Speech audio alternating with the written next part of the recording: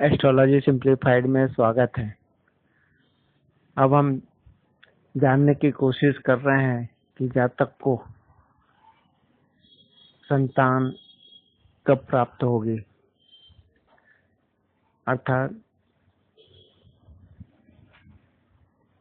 संतान का समय जानने के लिए कि हमें संतान कब प्राप्त हो सकती है, तो इसलिए हमें किस किस चीजों का विचार करना चाहिए, उसके हम बात कर रहे हैं। सर्वप्रथम हम संतान के लिए पंचम भाव को देखते हैं। पंचम भाव के स्वामी को देखते हैं। स्त्री ग्रहों को देखते हैं, जो चंद्रमा और शुक्र हैं, स्त्री ग्रह हैं।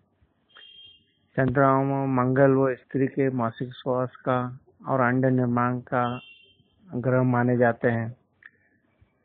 पुरुष ग्रह हैं सूर्य, गुरु और मंगल। गुरु एवं चंद्रमा पुरुष के वीर्य और शुक्राणुओं के निर्माण करता है। तो इन सब का विचार करने के बाद में जब हम यह जानने की कोशिश कर रहे हैं कि जातक को संतान की प्राप्ति कब होगी, तो इसके लिए हमें महादशा, अंतरदशा, पत्यंतर दशा, सूक्ष्म और प्राण दशा जो ग्रह इनको प्रभावित कर रहे हैं, पंचम भाव को, सप्तम भाव को, लग्न भाव को, गुरु से पंचम भाव को तथा चंद्रमा से पंचम भाव से जो ग्रह प्रभावित कर रहे हैं, उनकी जब ये महादशा, अंतरदशा, पत्यंतर दशा, सूक्ष्म प्राण दशा चलती है, तब हमें संतान प्राप्ति की संभावना बनती है। इसी प्रकार और अध्ययन करेंगे तो हम जानेंगे पंचम भाव, पंचमे तथा पश्चिम भाव का स्वामी, पंचम भाव का कारक गुरु, पंचम भाव में स्थित ग्रह शुभ ग्रह, पंचम भाव और पंचमेश पर दृष्टि डालने वाले शुभ ग्रहों की जब दशा, अंतरदशा आदि जो ऊपर बताए हुए चलती है, तो संतान प्राप्ति का समय का विचार किया जाता है। गोचर में भी जब पंचम भाव पर, पंचमेश पर या पंचम भाव में बैठे हुए ग्रहों के भावों पर गोचर करता है, तब संतान सुख की प्राप्ति का समय होता है।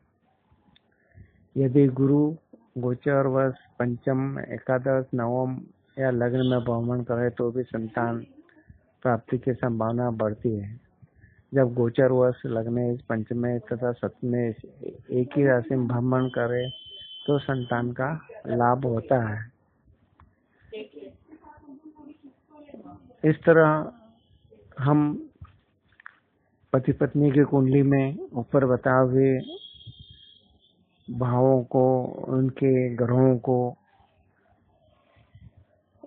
जान लेते हैं तथा उनकी अगर ग्रह उच्च के, सौराशि के पाप भाव में नहीं होती है तो ऊपर बताए हुए समय पे संतान प्राप्ति के योग बनते हैं। धन्यवाद।